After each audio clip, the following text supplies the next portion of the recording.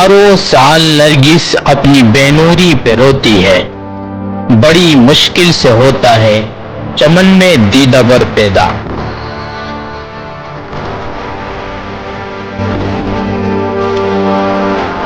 20ویں صدی کے سوتنترتا سینانی، مجاہد آزادی، مجاہد ملت مولانا حفظ الرحمان سیوھاروی کی پیدائش 10 جنوری 1901 کو اتر پردیش کے ضلع بجنور کے قصبہ سیوھارا میں ہوئی۔ آپ کا اصل نام معز الدین تھا اور مستقبل نے ثابت کر دیا کہ آپ فی الواقع اسم بمسمہ تھے، یعنی اللہ تعالیٰ نے آپ کے ذریعے ملک و ملت کو عزت بخشی۔ مجاہد ملت کا تعلق ایک تعلیم یافتہ گھرانے سے تھا۔ والد ماجد کا نام مولانا شمس الدین صدیقی تھا، جو نہایت خوش اخلاق اور صالح بزرگ تھے۔ مولانا شمس الدین نے اپنے ایک بیٹے فخر الدین کو ڈپٹی کلکٹر اور دوسرے بیٹے بدرالدین کو وکیل اور تیسرے بیٹے صلاح الدین کو حکیم اور چوتھے بیٹے معز الدین کو نخالص وطن عزیز کی خدمت اور آزادی کی جد و جہد کے لیے وقف کر دیا۔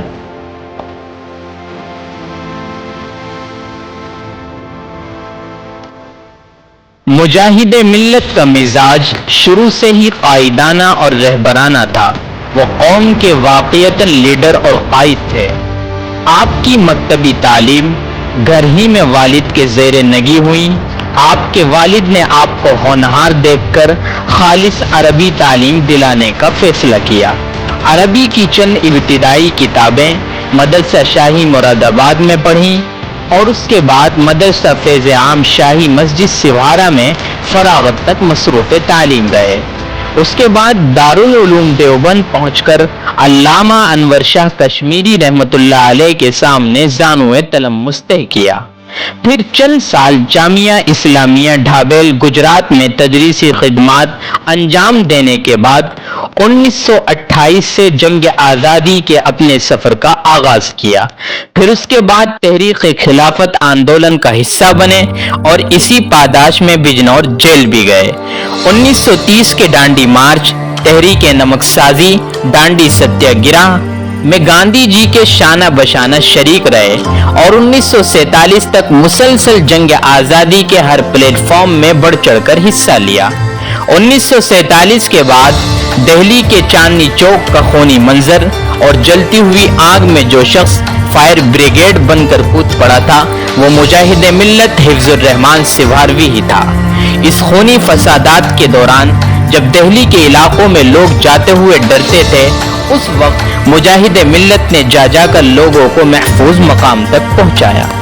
آج سے تقریباً 70 سال پہلے مجاہد ملت نے پارلیمانی سیشن کے دوران پنڈت جواہر لال نہرو کو مخاطب کرتے ہوئے فرمایا تھا کہ ہندوستان ہمارا وطن ہے، یہ ہماری روایات کا مخزن ہے اور ہماری تہذیب و ثقافت کا گہوارہ ہے۔ اس کے در و دیوار ہماری 1000 سالہ تاریخ کے محافظ ہے۔ آج اگر ہمارے اس وطن عزیز ہندوستان میں گاندھی جی، پنڈت جواہر لال نہرو اور سردار پٹیل کو کوئی حق حاصل ہے تو وہی حق حسین احمد، کفایت اللہ اور حفظ الرحمان کو بھی حاصل ہے اور اس حق کو کوئی چھین نہیں سکتا۔ 1947 سے 1962 تک مسلسل بلا تفریق مذہب و ملت، وطن اور اہل وطن کے ہر ایشو پر بے باکی سے اپنی بات رکھتے تھے اور اس وقت کے وزیر اعظم پنڈت جواہر لال نہرو سے اپنی بات منوا کر ہی چھوڑتے تھے۔ 1961 کے آخری مہینوں میں کافی سخت بیمار ہو گئے۔ علاج کے سلسلے میں اپنے معالج ڈاکٹر پانڈے سے ملے تو خون ٹیسٹ کرانے کے نتیجے میں علم ہوا کینسر کے جراثیم موجود ہے۔ ڈاکٹر پانڈے نے ممبئی لے جانے کی ہدایت دی۔ ممبئی کے گورنر شری پرکاش نے پورے اہتمام کے ساتھ ٹاٹا ہاسپٹل میں ایڈمٹ کرایا۔ وہاں بہترین اور ماہر ڈاکٹروں سے علاج کرایا گیا، مگر مجاہد ملت صحیح معنوں میں مریض عشق تھے۔ مرض بڑھتا گیا جوں جوں دوا کی۔ دراصل آپ ملت اور قوم کی خدمت کے عشق میں مبتلا تھے۔ علاج کی آخری کوشش کے لیے یہ طے ہوا کہ آپ کو امریکہ لے جایا جائے۔ چنانچہ 16 اپریل 1962 کو پالم سے امریکہ روانہ ہوئے۔ وہاں 2.5 ماہ بغرض علاج مقیم رہے اور وقتیہ طور پر صحت بحال بھی ہو چکی تھی۔ علاج کے بعد 12 جولائی کو دہلی پہنچے۔ حالت بہت گر چکی تھی، گرمی کی تکلیف سے بے چین تھے اور گلمرگ یعنی کشمیر جانے کا ارادہ بھی کر لیا تھا، تیاری بھی ہو چکی تھی، مگر قضائے الہی گلمرگ کے بجائے گلزار بہشت میں ابدی راحتوں کا اہتمام کر چکی تھی۔ 2 اگست 1962 کو صبح 3:30 بجے بارگاہ ربی سے تقرب کی خصوصی ساعتوں میں وقت اور تاریخ کے طوفانوں اور سیلابوں سے کھیلنے والی شخصیت نے اس دار فانی کو خیر آباد کہا۔ صبح ہوتے ہی یہ اندوہناک خبر ہند و پاک کی وسعتوں میں بجلی کی طرح پھیل گئی۔ دہلی کے لاکھوں ہندو مسلم نے آپ کے مقام پر آ کر آپ کا آخری دیدار کیا۔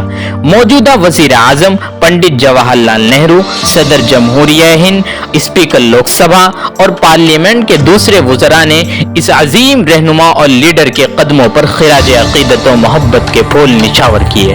4:30 بجے 2 لاکھ انسانوں کے بے حال و اشکبار ہجوم نے دہلی دروازے پر قاری طیب صاحب محتمم دارالعلوم دیوبند کی امامت میں نماز جنازہ ادا کی اور مغرب کے وقت ملک و ملت کا یہ عظیم سرمایہ دہلی کے مہدیان قبرستان میں پہلوئے محدثین میں آغوش رحمت کے سپرد ہوا کرتا ہے۔ صدیوں میں کوئی ایسا بشر پیدا